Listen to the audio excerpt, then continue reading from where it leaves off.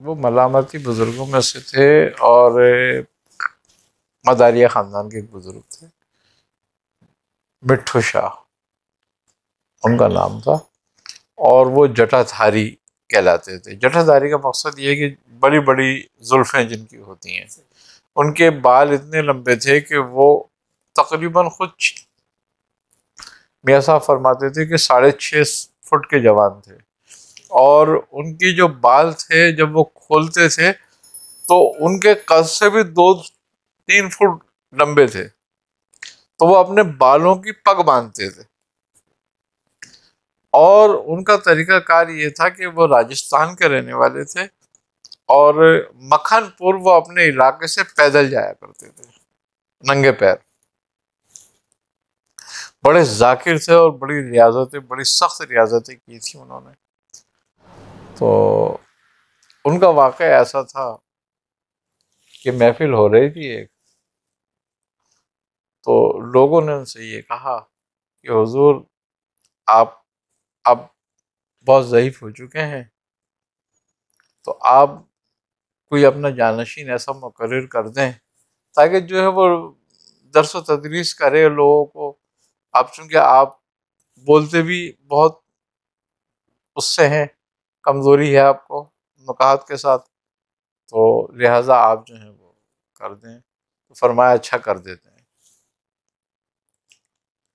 اب وہ سارے جو مریدین تھے وہ یہ سمجھتے تھے کہ آج محفل ہوگی تو میاں صاحب یا تو مجھے دیں گے، وہ کہتا تھا مجھے دیں گے، وہ کہتا تھا مجھے دیں گے، سب تیاریوں میں بیٹھے ہوئے تھے تیاریوں سے۔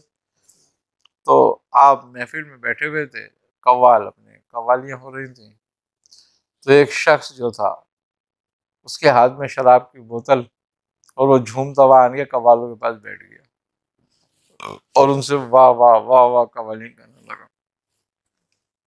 یہ بیٹھے ہوئے دیکھ رہے تھے اس کو، تو انہوں نے اس کو بلایا، ادھر آؤ۔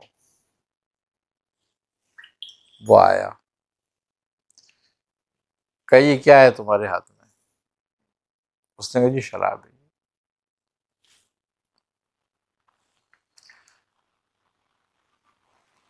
انہوں نے کہا ہماری تلوار لاؤ۔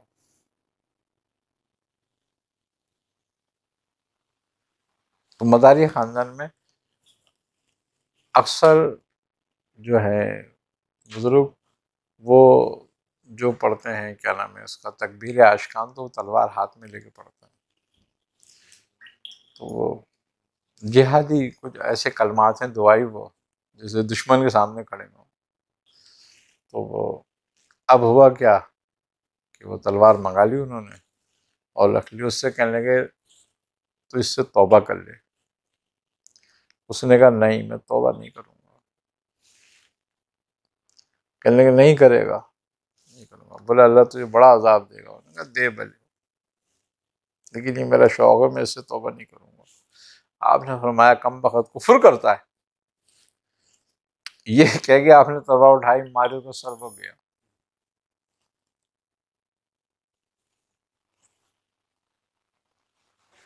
آپ نے فرمایا لوگ کافر کو ہم نے مار دیا۔ ساری محفل والے بھاگ گئے۔ کہنے حضرت یہ کیا کیا آپ نے؟ سب کھڑے ہو گئے۔ آپ نے فرمایا کیا کرا ہم نے؟ تو کافر کو مارا ہے۔ حضرت کہنے لگے لیکن یہ تو برٹش گورنمنٹ جو بادشاہ ہے اس کا تھوڑا قانون ہے کہ یہاں پہ قتل کا، آپ کے سر تو قتل کا مقدمہ لگ گیا۔ آپ نے کہا اچھا، ایک کافر کو مارنے سے قتل ہو جاتا ہے؟ ہاں ملک کا قانون تو یہی کہتا ہے۔ آپ نے کہا اچھا اس کی کھوپڑی کہاں گئی؟ وہ کہنے کے وہ رہی، لے کر آؤ لے کر آؤ۔ اٹھا کے لایا، پھر رکھ دیا اس کو۔ کہنے لو ٹھیک ہے بھیا۔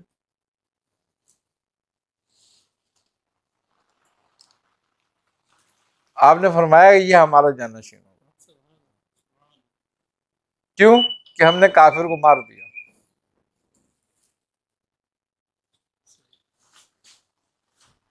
اس کو اس کے گناہوں کی سزا دے دی، قتل کر دیا،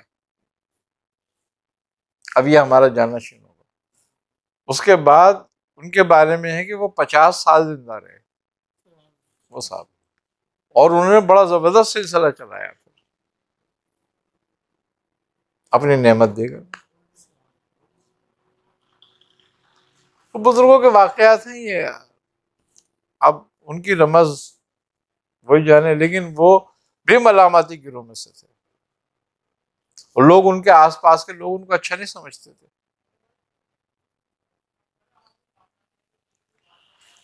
وہ علامہ اقبال کا شعر ہے، وہ کہتا ہے کہ تمنا گر گوہر کی ہے تو کر خدمت فقیروں کی، نہیں ملتے یہ گوہر بادشاہوں کے خزینوں میں، عقیدت ہو تو جا دیکھ ان خرقہ پوش فقیروں، ید بیضا لیے بیٹھے ہیں اپنی آستینوں میں۔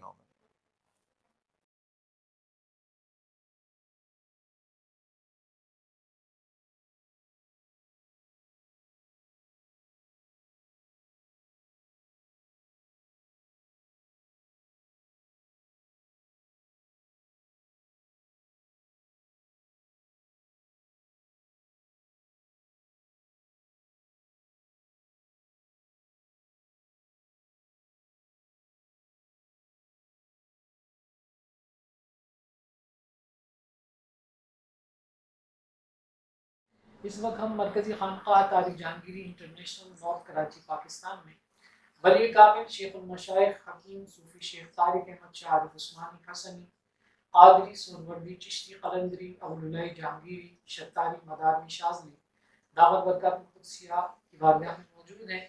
آج کے ہمارے پروگرام کا موضوع کل کا جو پروگرام تھا اس سے مطابقت رکھتا ہوا، اسی موضوع سے متعلق ہمارا آج کا بھی موضوع وہی ہے، اور تھوڑا سا ڈیفرنٹ ہوگا کہ آج ہم ملاماتی بزرگوں کے احوال میاں حضور دعوت برکات القدسیہ سے جانیں گے کہ ان بزرگوں کے حوالے سے ان کا معاملہ کیا رہا ہے اور ان کی زندگی کے احوال اور واقعات کس طرح رہے۔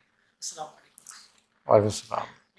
آج کا ہمارا جو موضوع ہے ملاماتی بزرگوں کے حوالے سے، ملاماتی قلندری بزرگوں کے حوالے سے، کہ ان کے احوال کس طرح ہوتے ہیں اور ان کی جو ریاضتوں کے معاملات ہیں یا ان کے احوال ظاہری اور ان کے احوال باطنی کا کیا معاملہ رہتا ہے۔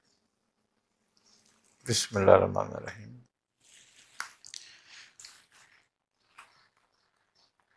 ملنگی سلسلے یا قلندری سلسلے میں، یا ملنگ جو اپنے آپ کو کہتے ہیں، وہ بیسیکلی قلندری سلسلے کی ایک شاخ ہے، اور قلندری سلسلے میں کیا تقریباً قلندری مشرب جو ہے وہ ہر سلسلے میں موجود ہے، سہروردیہ میں بھی ہے، قادریہ میں بھی ہے، چشتیہ میں بھی ہے، رفاعیہ میں بھی ہے، تقریباً سلاسل میں، اور کچھ تو پہچانی قلندری کی وجہ سے جاتے ہیں سلسلے، اتنا زیادہ ہے ان میں۔ اصل میں بیسیکلی ملامت کیا ہے؟ ملامت، جس کو ہم ملامت کہتے ہیں، کہ وہ اپنے نفس کو ہر وقت ملامت میں رکھتے ہیں،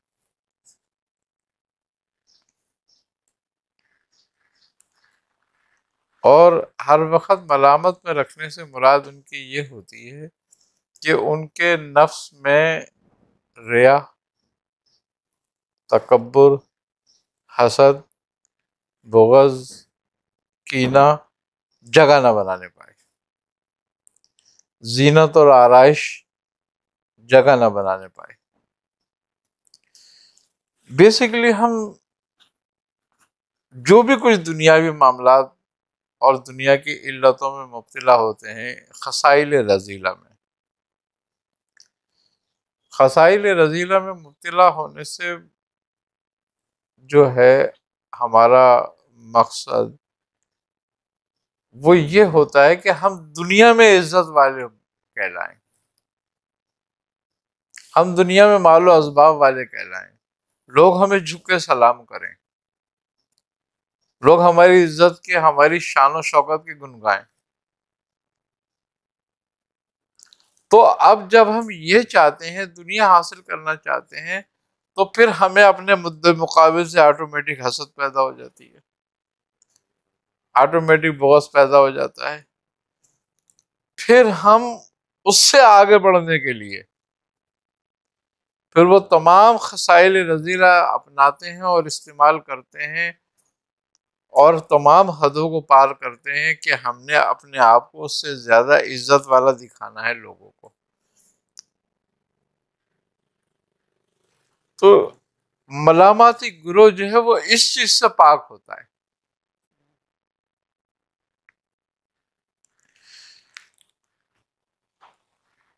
انسان کی جو زینت ہے اور زیبائش ہے وہ یہ نہیں کہ وہ لوگوں کی نظر میں کتنا اچھا ہے.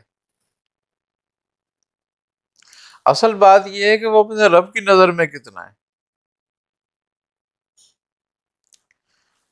حضرت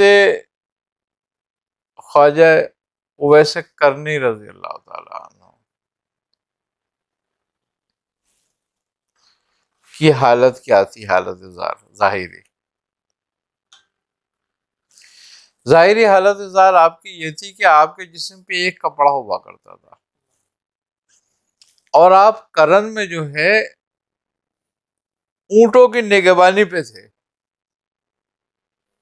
کرن والوں کے اونٹوں کی نگرانی کرتے تھے اور کرن والے آپ کو دیوانہ سمجھتے تھے. جب حضرت عمر فاروق رضی اللہ تعالیٰ عنہ حضرت علی کرم اللہ وجہ نے حضرت خواجہ اویس کرنی سے ملاقات کرنی چاہی تو یہ حج کا ٹائم تھا.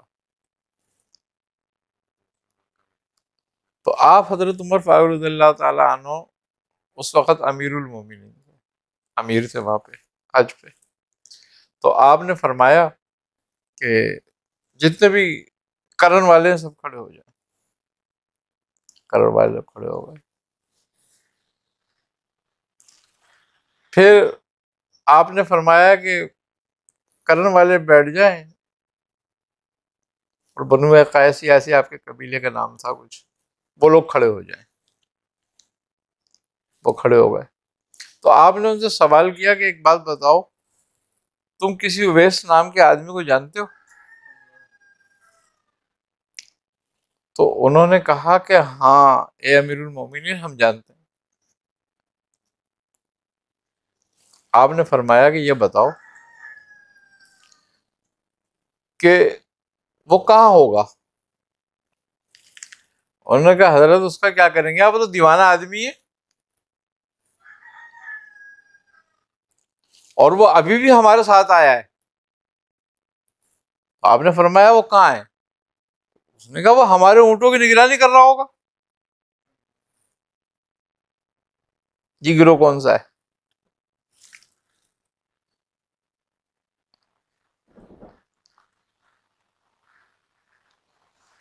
تو آپ پھر ان سے ملنے کے لیے وہاں گئے تھے، حضرت علی اور حضرت عمر فاروق رضی اللہ تعالیٰ.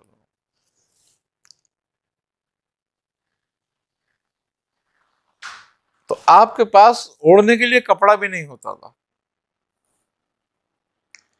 اور بعض اوقات جو آپ کا تن ڈھانپنے کا جو کپڑا ہوتا تھا سطر ڈھانپنے کے لیے، بسا اوقات وہ بھی پھٹ جاتا تھا. تو آپ نماز ادا کرنے کے لیے کھڈا کھود کے اپنے آپ کو اس میں کھڑا کر کے مٹی ڈال کے اپنا سطر ڈھانپتے تھے اس سے، اور پھر نماز پڑھتے تھے وہاں پہ. آپ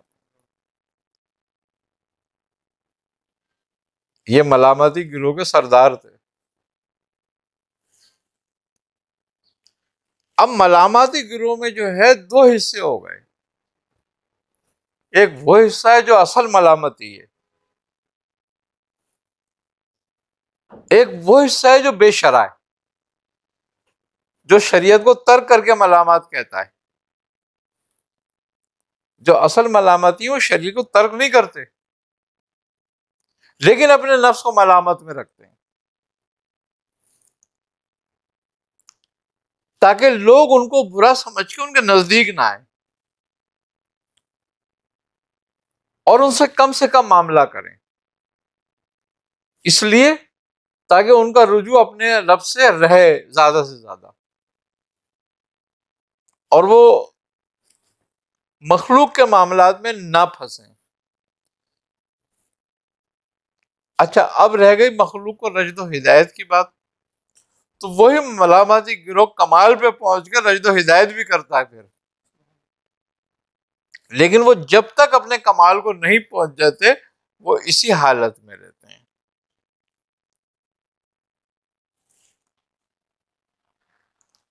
تو یہ ایک نفس کشی کی ایک طریقہ کار ہے. وہ شریعت کے مخالف یا شریعت سے الگ نہیں ہوتے وہ لوگ، لیکن اپنی حالت ملامت والوں کی اسی بنا کے رکھتے ہیں. اب شریعت تو فقیر اور امیر سب کے لیے ہے. اب جو شریعت فقیری اختیار کرے گا تو کیا وہ شریعت سے باہر ہو جائے گا؟ یا جو امیر ہوگا وہ شریعت سے باہر ہو جائے گا؟ شریعت سے باہر کوئی نہیں ہوتا. کیوں؟ کہ اللہ تبارک و تعالی نے جو اپنی محبت کا معیار مقرر کیا ہے وہ تو اطاعت اور اخلاص ہے.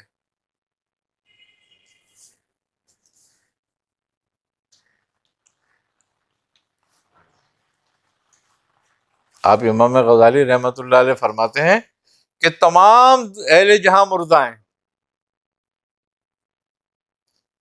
مگر علماء زندہ ہیں،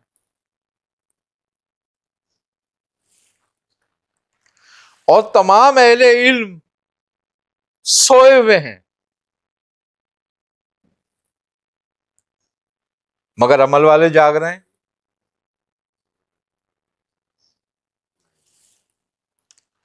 اور تمام عمل والے خطرے میں ہیں مگر اخلاص والے قریب ہیں. عمل کا اینڈ کہاں آیا؟ اخلاص پر.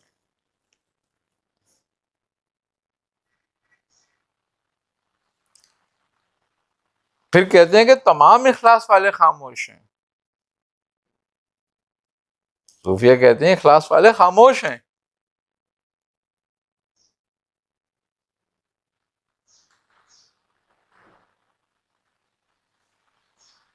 اب وہ اخلاص والے خاموش کیوں ہیں؟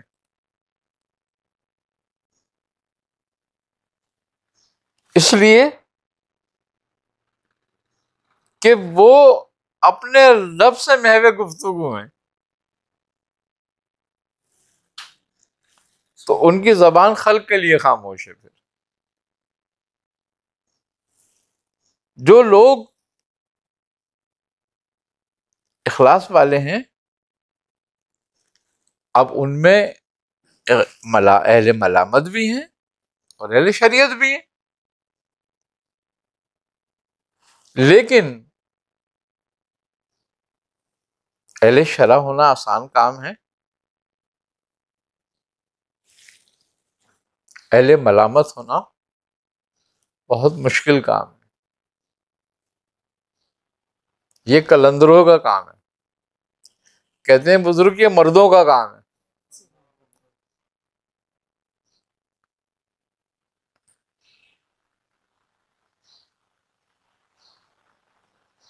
کیوں؟ کہ وہ دنیا سے کچھ صلہ نہیں چاہ رہے،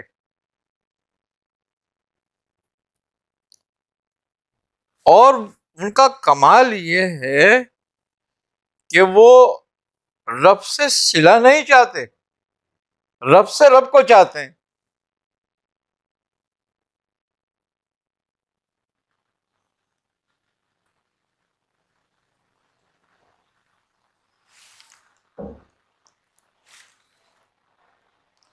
انہوں نے رب کی وجہ سے تو دنیا چھوڑی ہے،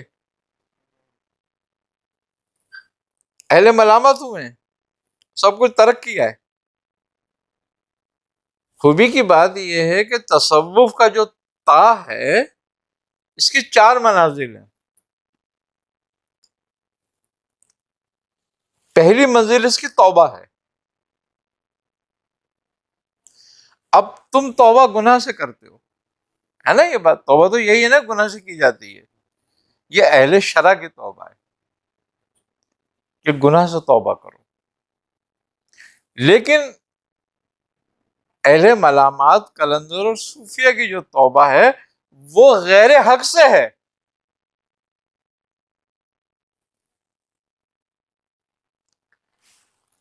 وہ کہتے ہیں کہ ہر غیر توبہ کے لائق ہے کہ اس سے توبہ کر لی جائے۔ اب گناہ اور نیکی کا کانسیپٹ تو ختم ہو گیا نا ان کے پاس، کیونکہ آپ گناہ سے توبہ کر کے نیکی کی طرف جا رہے ہیں نا۔ تو وہ کہتے ہیں کہ تو توبہ کر کے مخلوق سے مخلوق کی طرف ہی جا رہا ہے،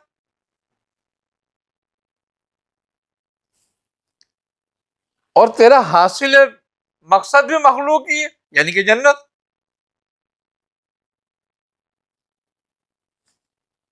یہ اہل شرع کا ہے، اور یہ عوام الناس کے لیے ہے، اور لوگوں کو اسی طرح سے مانگنی چاہیے اور اسی طرح توبہ کرنی چاہیے کہ وہ گناہوں سے توبہ کریں اور اپنے گناہوں کو اپنی نیکیوں سے ختم کریں۔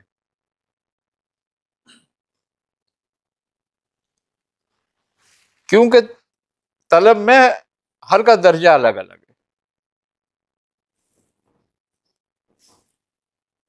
اب جس کو آخرت کی طلب ہے اس کا اپنا درجہ ہے کہ وہ آخرت مانگ رہا ہے، تو معیار ہے اپنا اپنا ان کا۔ اب شریعت چونکہ عوام الناس کے لیے ہے، لوگوں کے لیے ہے، لوگوں کی آسانی کے لیے ہے، تو لوگ آسانی سے جو کام کر سکتے ہیں وہ شریعت نے ظاہر کر دیا، اور شریعت اسی پر ہے کہ لوگوں کی آسانی کی جائے لوگوں کے لیے، اور ہر آدمی اس توبہ کے فائدے کو اٹھا سکے کہ وہ اپنے گناہوں سے توبہ کر کے اپنی نیکیوں کو بڑھائے اور اپنی نیکیوں پر گامزن ہو جائے اور اطاعت کرے۔ ہو گیا۔ اب صوفیہ کے نزدیک اور اہل تصوف کے نزدیک توبہ کا درجہ الگ ہے۔ وہ کہتے ہیں گناہ کا تو تصور ہی نہیں ہے وہاں پر نا، تو توبہ کیسے؟ تو وہ کہتے ہیں کہ ہر غیر گناہ ہے بس ان کے نزدیک، اور حق ہے بس ان کے نزدیک، حق نہیں کی ہے، اور حق کو پانا نیکی کا صلہ ہے ان کی۔ پھر توبہ کے بعد تا کا دوسرا درجہ ہے وہ ترک میں ہے۔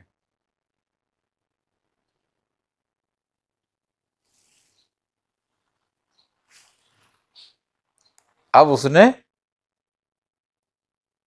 ترک کس معنوں میں آ رہا ہے؟ فنا کے معنوں میں، کہ مردے کو کسی چیز کی ضرورت ہوتی ہے؟ نہیں ہوتی، وہ اس حالت میں ہے، وہ اپنی خواہش کے مطابق دنیا میں نہیں جی رہا، اس کی ضرورت ہے کہ دنیا میں رہنا پڑے گا اس کو، وہ اپنی ضرورت کے مطابق ہے۔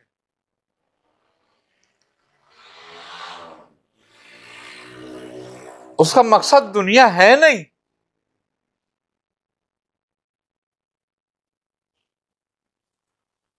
مگر وہ دنیا میں ہے، دنیا کے ساتھ گزارا کر رہا ہے، مگر دنیا اس کا مقصد نہیں ہے۔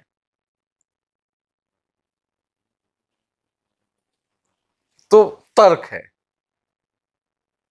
جب توبہ اور ترک اپنے کمال کو پہنچتی ہے تو پھر تقوی شروع ہوتا ہے،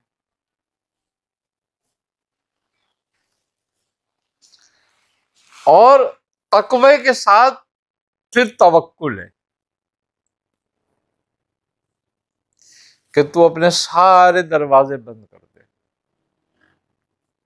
جو مخلوق کی طرف کھلتے ہیں۔ جب تو سارے دروازے مخلوق کی طرف بند کر دیتا ہے کھلنے والے، تو پھر رب کا دروازہ کھل جاتا ہے تیری طرف۔ اور خوبی کی بات یہ ہے کہ جب وہ ترک کے کمال کو پہنچتے ہیں تو اللہ تبارک و تعالی ان کو آٹومیٹک توکل کی طرف لے جاتا ہے، اس لیے کہ خلق اپنے دروازے ان پہ خود بند کر دیتی ہے۔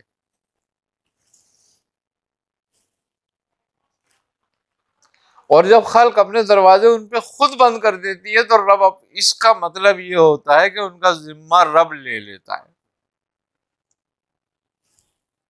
اور رب اپنے دوستوں پہ کسی کا احسان نہیں چاہتا۔ اور وہ خود ہی ان کے دروازے مخلوق سے بند کرا دیتا ہے، یعنی کہ وہ اس ملامت میں آ جاتے ہیں کہ لوگ ان کو لعن طعن کرتے ہیں، ان کو ملامت کرتے ہیں، ان سے دور ہو جاتے ہیں خود ہی۔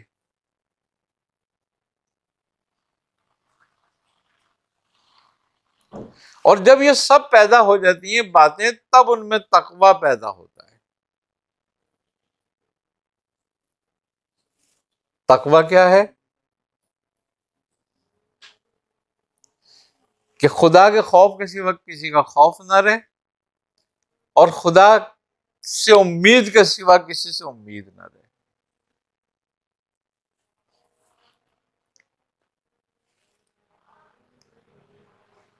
تو تقویٰ شروع ہوتا ہے، اور وہی لوگ فلاح پانے والے ہیں۔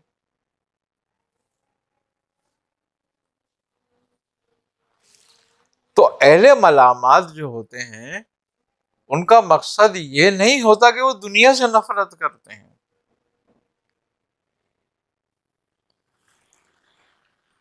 کیونکہ کوئی بھی خلق سے نفرت کر کے خالق تک نہیں جا سکتا۔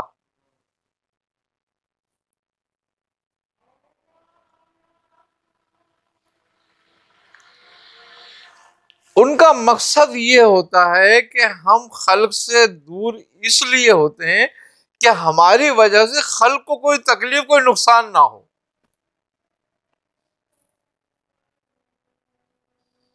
ہم بے ضرر ہو جائیں خلق کے لیے۔ اب خلق دیکھو، ان کو گالیاں بھی بکتے ہیں، ان کو پتھر بھی مارتے ہیں، ان کو برا بھلا بھی کہتے ہیں، ان کے ساتھ جانوروں جیسا رویہ بھی اختیار کرتے ہیں، مگر وہ کوئی شکایت کرتے ہیں کسی سے؟ نہیں کرتے۔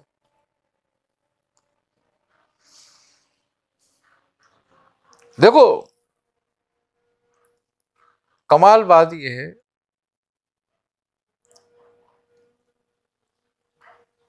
انصاف تو یہ ہے کہ برابر کا بدلہ دیا جائے۔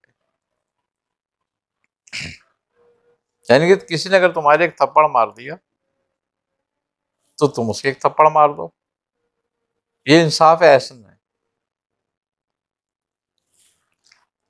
عدل ہے، یہ ہے نا یہ بات۔ تو اب دو اس کے بعد عدل اور باقی ہیں، عدل احسن کے بعد عدل کریمہ اور عدل عظیمہ۔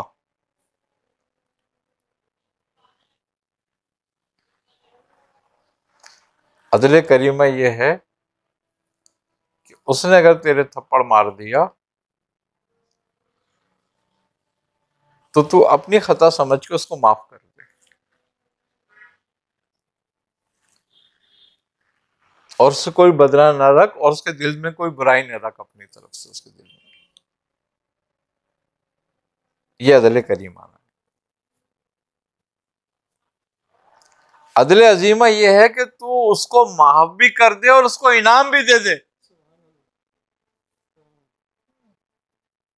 ایک طرف معافی، دوسری طرف انعام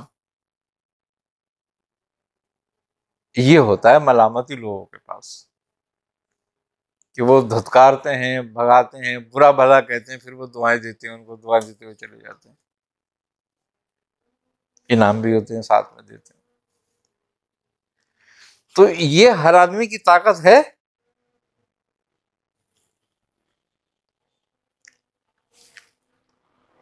ایک اہل علم کو صرف اتنا ہی کہہ دو کہ بھائی تجھے علم نہیں ہے، پھر دیکھو وہ کیا کرتا ہے۔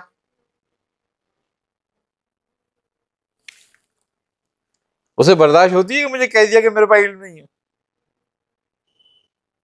اور جبکہ وہ غلط نہیں کہہ رہا ہوتا، وہ بھی صحیح کہہ رہا ہوتا ہے کہ تیرے پاس علم نہیں ہے، کیونکہ علم ہوتا تو دنیا میں لگا ہوا ہوتا۔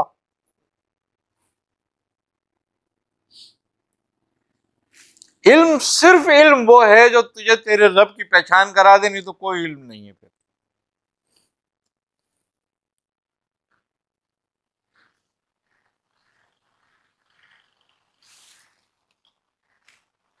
علم دو طرح پر ہے، ایک علم یہ کہ جو خلق کی شناخت کراتا ہے، ایک علم وہ ہے جو خالق کی شناخت کرتا ہے۔ اب ہم اس علم کے پیچھے لگے ہوئے ہیں اور پورا دنیا اسی علم کے پیچھے لگے ہوئے ہے جو خلق کی شناخت کراتی ہے، یعنی کہ جو کائنات کے اسباب ہیں ان کو ظاہر کرنا۔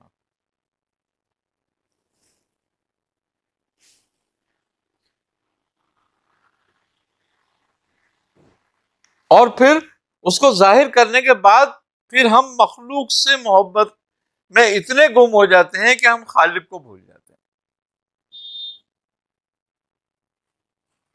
اب اس محبت میں جو ہے یا اس ظاہری علوم میں جو ہے کافر یا مومن کی شرط نہیں ہے کہ کائنات کا راز کون کھولے گا۔ مادے کا راز ظاہر کرنا یہ علم مومن کے لیے نہیں ہے خالی، یہ مومن کافر سب کے لیے ہے، جو کھولے گا اس کا ہے، جو حاصل کرے گا اس کا ہے، کیونکہ وہ علم ظاہر ہے، کیونکہ آدم علیہ السلام کو دیا گیا ہے۔ جو آدم علیہ السلام کو جو چیز دی گئی ہے وہ ہر حال میں جو ہے ظاہر ہوگی، اور وہ ان کی سب اولادوں پہ ظاہر ہوگی، چاہے وہ کافر ہو چاہے وہ مومن ہو۔ لیکن جو آدم کا خاصہ تھا وہ کیا تھا؟ وہ تھا رب کی پہچان، کہ علم وہ ہے جو تجھے تیرے رب کی پہچان کرا دے اور یہ بات بتا دے کہ تو کیوں آیا ہے یہاں پہ۔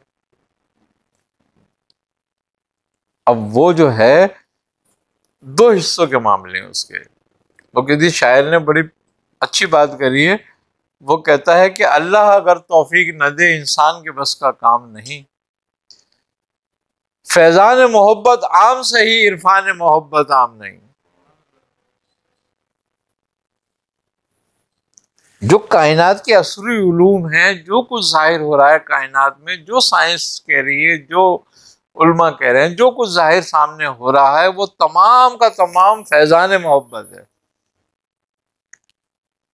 لیکن رب کی پہچان عرفان محبت ہے، وہ عام نہیں۔ کیونکہ جس کو رب کا عرفان ہو جاتا ہے دنیا بے توقیر ہو جاتی ہے۔ کیوں کہ رب فرماتا ہے نا کہ اور دنیا کی حقیقت اوقات اس کے سامنے ایک مچھر کے پر کے برابر نہیں ہے، تو ساری زندگی اس مچھر کے پر کے برابر بھی جس کے اوقات نہیں ہے، تو ساری عمر اسی کے سجدے میں پڑا رہا ہے، یعنی کہ اسی کو حاصل کرنا چاہتا ہے۔ دیکھو انسان کا جو مقصود ہوتا ہے نا وہی اس کا رب ہوتا ہے۔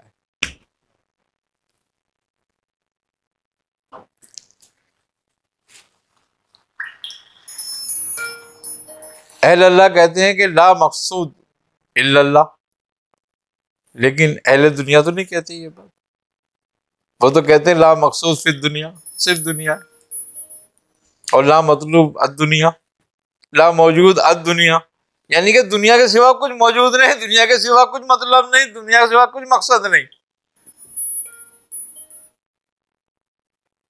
تو تم جس کے پہچاننے کی، جس کی تلاش میں لگتے ہو، جس کی خواہش رکھتے ہو، جس کی محبت رکھتے ہو، وہی تمہارا رب ہے۔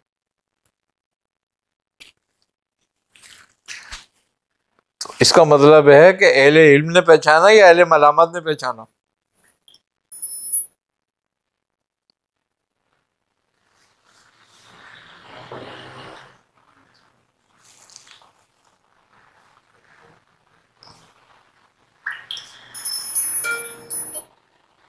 اگر وہ پہچان لیتے تو بھی اہل ملامت سے ہو جاتے۔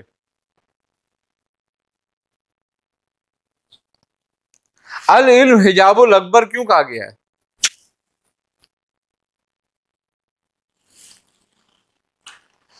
جس نے حجاب اٹھا لیا وہ اہل ملامت سے ہو گیا، جو حجاب میرا وہ اہل علم ہو گیا۔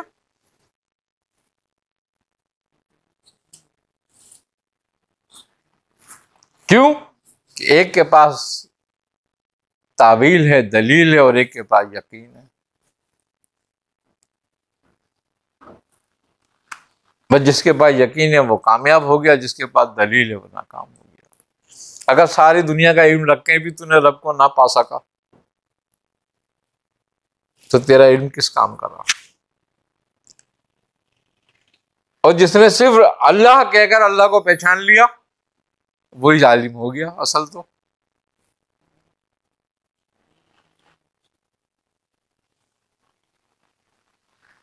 تو بات یہی ہے صرف. جیسے کہ حضرت خواجہ اویس کرنی نے حضرت عمر فاروق سے سوال کیا تھا کہ کیا آپ اللہ کو پہچانتے ہیں؟ دیکھو، اللہ کو ماننا اور اللہ کو جاننا دونوں الگ الگ باتیں ہیں بالکل. کس سوال پہ آپ نے پوچھا تھا آپ سے؟ آپ نے فرمایا کہ اے اویس ہمیں کوئی نصیحت کریں. تو آپ نے فرمایا کہ عمر آپ اللہ کو پہچانتے ہیں؟ آپ نے فرمایا الحمدللہ پہچانتا ہوں. آپ نے پھر سوال کیا کہ کیا اللہ آپ کو پہچانتا ہے؟ آپ نے فرمایا الحمدللہ میرا رب بھی مجھے پہچانتا ہے. آپ نے فرمایا اب کسی نصیحت کی ضرورت ہی نہیں. سارا مقصد تو یہی ہے کہ تو اس کو پہچان لے، وہ تجھے پہچان لے. امام احمد بن حنبل بشر حافی کے پیچھے گھومتے تھے. آپ مذہب ٹائپ بزرگ تھے، ننگے پیر پھرتے تھے. آپ سے ملنے حضرت بھائی بستامی رحمۃ اللہ علیہ آئے تو آپ نے بکری کو نا بیٹ کرتے ہوئے دیکھا بازار میں. آپ کھڑے ہو گئے تو جو آپ کے ساتھ لوگ تھے تو آپ نے فوراً کھڑے ہو کے پڑھا انا للہ و انا الیہ راجعون. تو لوگوں نے کہا کہ حضرت کیا ہوا؟ آپ نے فرمایا کہ اس کا مطلب ہے بشر حافظ دنیا میں نہیں رہے. کہا کیوں؟ کہا یہ بکری جو مینگنی کر رہی ہے، ان چرندوں کو پرندوں کو حکم نہیں تھا کہ شہر میں کوئی مینگنی کرے، بیٹ کرے، کیونکہ بشر حافظ ننگے پیر پھرتا ہے. تو حضرت امام احمد بن حنبل سے جب پوچھا گیا کہ آپ اس دیوانے کے پیچھے کیوں گھومتے ہیں، آپ اتنے بڑے عالم اور محدث ہیں، تو آپ نے فرمایا کہ لوگوں، یہ احمد جس رب کو مانتا ہے، کیا؟ جس رب کو مانتا ہے بشر حافظ اس رب کو جانتا ہے. بات یہ ہے ماننا اور جاننا دونوں الگ الگ باتیں ہیں. اہل علم مانتے ہیں اور اہل دل جانتے ہیں بس. تو وہ اہل ملامات سے. ہمارے اس سلسلے کے ایک بزرگ کا آپ نے واقعہ سنایا تھا کہ ان کے پاس جو ہے وہ ایک صاحب، ایک محفل لگی ہوئی تھی اور محفل کے دوران جو ہے وہ ایک شرابی آیا اور اس کا سر قلم کر دیا اور پھر بعد میں اس کو خلافت عطا کر دی. وہ پورا واقعہ بھی بیان کیجیے اور اس کی تفصیل بھی سمجھائیے کہ کیا یہ بھی ملاماتی بزرگوں میں سے تھے؟ وہ ملامتی بزرگوں میں سے تھے اور مداریہ خاندان کے ایک بزرگ تھے، مٹھو شاہ ان کا نام تھا، اور وہ جٹا دھاری کہلاتے تھے. جٹا دھاری کا مقصد یہ ہے کہ بڑی بڑی زلفیں جن کی ہوتی ہیں، ان کے بال اتنے لمبے تھے کہ وہ تقریباً خود میاں صاحب فرماتے تھے کہ 6.5 فٹ کے جوان تھے. اور ان کی جو بال تھے جب وہ کھولتے تھے تو ان کے قد سے بھی 2-3 فٹ لمبے تھے. تو وہ اپنے بالوں کی پگ باندھتے تھے، اور ان کا طریقہ کار یہ تھا کہ وہ راجستھان کے رہنے والے تھے اور مکھن پور وہ اپنے علاقے سے پیدل جایا کرتے تھے ننگے پیر. بڑے ذاکر تھے اور بڑی ریاضتیں، بڑی سخت ریاضتیں کی تھی انہوں نے. تو میاں صاحب فرماتے تھے کہ میں نے ان کا ایک دفعہ دیدار کیا بچپنے میں اپنے، تقریباً سمجھ لیں سن 1980 میں میاں صاحب کا وصال ہوا. اور اس وقت میاں صاحب کی عمر قریباً کوئی 98 برس کے قریب تھی، تو وہ فرماتے تھے کہ میں نے 7 یا 8 سال کی عمر میں جو ہے ان کا زیارت کی تھی، اور وہ بھی یہ کہ وہ خانقاہ آئے تھے پیر مظفر حسین شاہ صاحب سے ملنے کے لیے، تو اس وقت وہ ضعیف تھے، تو ان کا واقعہ ایسا تھا کہ محفل ہو رہی تھی ایک، تو لوگوں نے ان سے یہ کہا کہ حضور آپ اب بہت ضعیف ہو چکے ہیں، تو آپ کوئی اپنا جانشین ایسا مقرر کر دیں تاکہ جو ہے وہ درس و تدریس کرے لوگوں کو، اب چونکہ آپ بولتے بھی بہت اس سے ہیں، کمزوری ہے آپ کو نکات کے ساتھ، تو لہٰذا آپ جو ہیں وہ کر دیں، تو فرمایا اچھا کر دیتے ہیں۔ اب وہ سارے جو مریدین تھے وہ یہ سمجھتے تھے کہ آج محفل ہوگی تو میاں صاحب یا تو مجھے دیں گے، وہ کہتا تھا مجھے دیں گے، وہ کہتا تھا مجھے دیں گے، سب تیاریوں میں بیٹھے ہوئے تھے تیاریوں سے، تو آپ محفل میں بیٹھے ہوئے تھے، قوال اپنے قوالیاں ہو رہی تھیں، تو ایک شخص جو تھا اس کے ہاتھ میں شراب کی بوتل، اور وہ جھومتا ہوا آن کے قوالوں کے پاس بیٹھ گیا اور ان سے واہ واہ واہ واہ قوالی کرنے لگا، یہ بیٹھے ہوئے دیکھ رہے تھے اس کو، تو انہوں نے اس کو بلایا ادھر آؤ، وہ آیا، کہ یہ کیا ہے تمہارے ہاتھ میں؟ اس نے کہا جی شراب ہے۔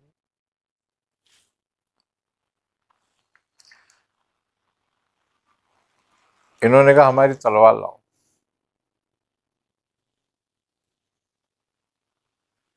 تو مداری خاندان میں اکثر جو ہے بزرگ وہ جو پڑھتے ہیں کیا نام ہے اس کا تکبیر اشکان، تو وہ تلوار ہاتھ میں لے کے پڑھتے ہیں، تو وہ جہادی کچھ ایسے کلمات ہیں دعائی، وہ جیسے دشمن کے سامنے کھڑے ہوں، تو وہ اب ہوا کیا کہ وہ تلوار منگا لی انہوں نے اور رکھ لی، اس سے کہنے لگے تو اس سے توبہ کر لے، اس نے کہا نہیں میں توبہ نہیں کروں گا، کہنے لگے نہیں کرے گا، نہیں کروں گا، بولے اللہ تجھے بڑا عذاب دے گا، انہوں نے کہا دے بھلے، لیکن یہ میرا شوق ہے، میں اس سے توبہ نہیں کروں گا۔ آپ نے فرمایا کم بخت کفر کرتا ہے، یہ کہہ کے آپ نے توبہ اٹھائی، مارے تو سر ہو گیا۔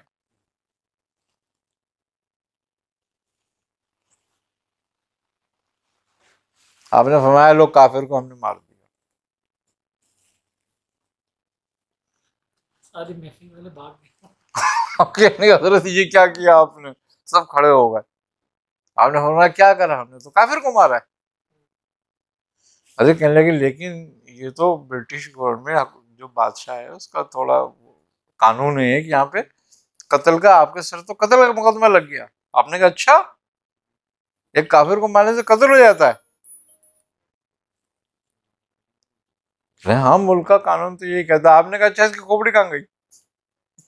وہ کہنے کے وہ رہی، لے کر آؤ لے کر آؤ، اٹھا کے لایا پھر رکھ دیا اس کو، کہنے لو ٹھیک ہے بھیا۔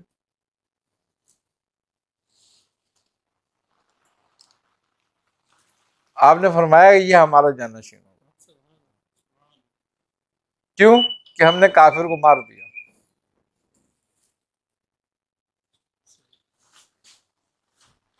اس کو اس کے گناہوں کی سزا دے دی، قتل کر دیا، اب یہ ہمارا جانشین ہوگا۔ اس کے بعد ان کے بارے میں ہے کہ وہ 50 سال زندہ رہے وہ صاحب، اور انہوں نے بڑا زبردست سلسلہ چلایا اپنی نعمت دے کر۔ تو بزرگوں کے واقعات ہیں یہ، اب ان کی رمز وہی جانے، لیکن وہ بھی ملامتی گروہ میں سے تھے، اور لوگ ان کے آس پاس کے لوگ ان کو اچھا نہیں سمجھتے تھے۔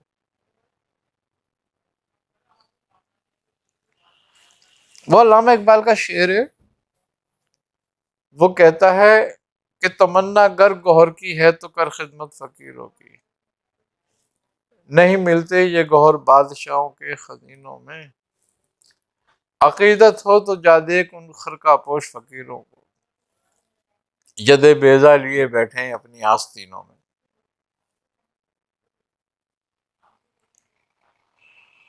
تو بات یہ ہے کہ اب شمس الدین تبریزی کون تھے؟ آپ قلندرانہ مشرب رکھتے تھے اور ملامتی گروہ میں سے تھے۔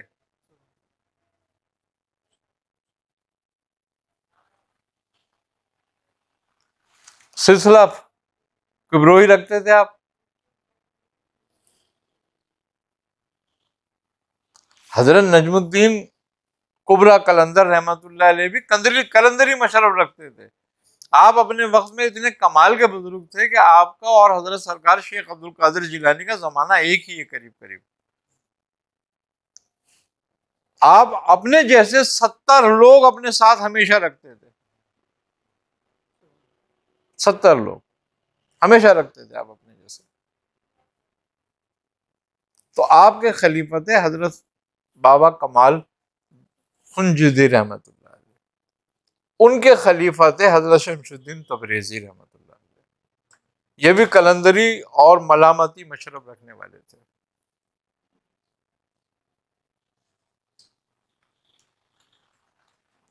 تو بات یہی ہے کہ ہم برا سمجھتے ہیں ان لوگوں کو۔ آج اگر دیکھا جائے، آج ہم فقیروں کی اتنی عزت کرتے ہیں، حضرت بابا تاج الدین الاولیاء کا نام لیتے ہیں، یا حضرت حاجی حارث پاک کا نام لیتے ہیں، یا اور بہت سارے بزرگ ایسے ہیں، شاہ رحیم الدین ولایتی ہیں، اس قسم کے بزرگ ہیں۔ کمال یہ تھا کہ حضرت میاں شیر محمد پیلی بھیتی ہیں، اگر ان کی زندگی کا مطالعہ کرو اور ان کی زندگیاں دیکھو تو آج کے جو لوگ ہیں اہل علم جو اپنے آپ کو کہتے ہیں، اور جو یہ روشن خیال لوگ ہیں، وہ آج بھی ان کو بڑی لعن طعن کرتے اگر ان کے دور میں ہوتے تو، جن کے مزاروں پہ چادریں چڑھانے جاتے ہیں، کیونکہ وہ اس حالت میں زندگی گزار رہے تھے اپنی۔ حضرت بابا تاج الدین ناگپوری رحمۃ اللہ علیہ کیا تھے؟ ملامتی گروہ سے تعلق رکھتے تھے، اور ایک مزدور ٹرائب، قلندر ٹرائب آپ بزرگ تھے، لیکن آپ کا کمال آخر میں ظاہر ہوا جا کر۔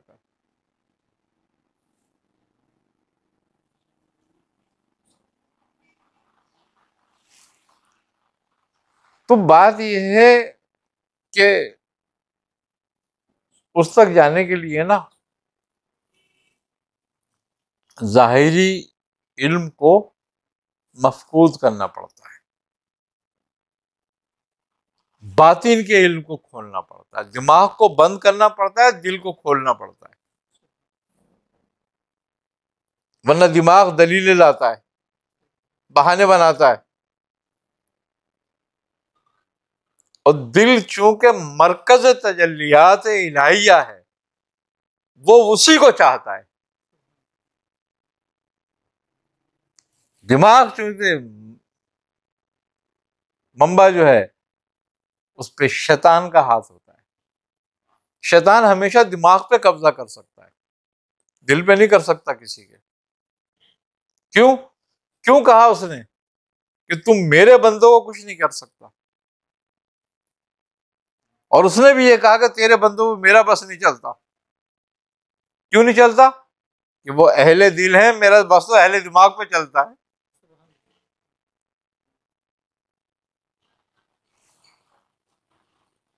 علم حاصل کرو، اگر دنیا کے لیے کر رہے ہو تو جتنا چاہے کرو، اس کی کوئی قید نہیں ہے، اصلی کرو، مذہبی کرو، کوئی سا بھی کرو۔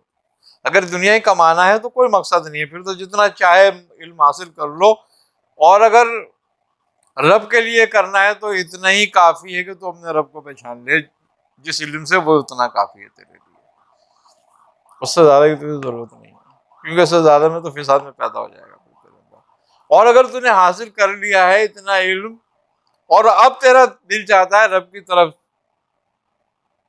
تو پھر اس کو مفقود کر دے۔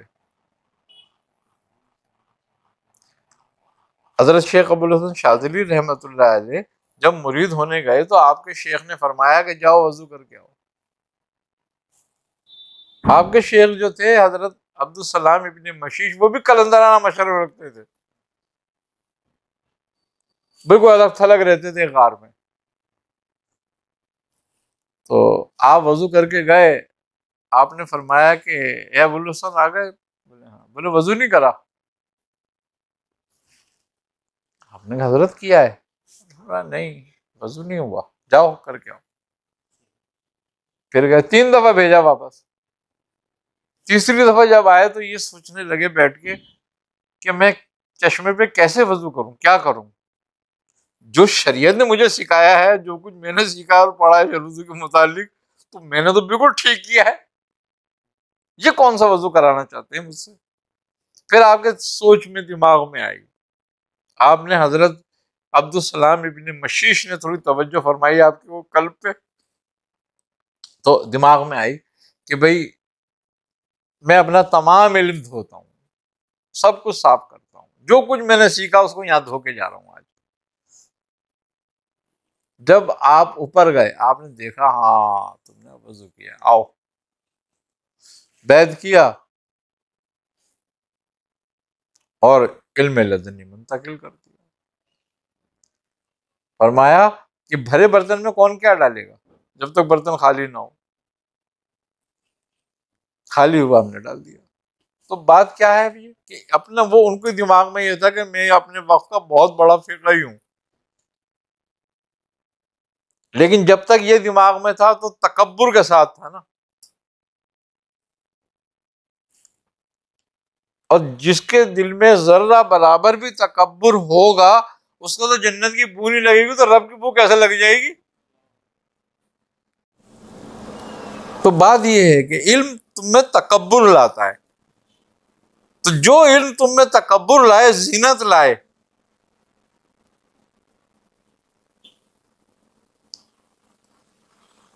وہ علم اس کا مطلب ہے نفع بخش تمہارے لیے نہیں ہے. دنیا کو نفع پہنچائے گا، تمہارے لیے نفع بخش نہیں ہے. بات یہی سمجھنے والی بات.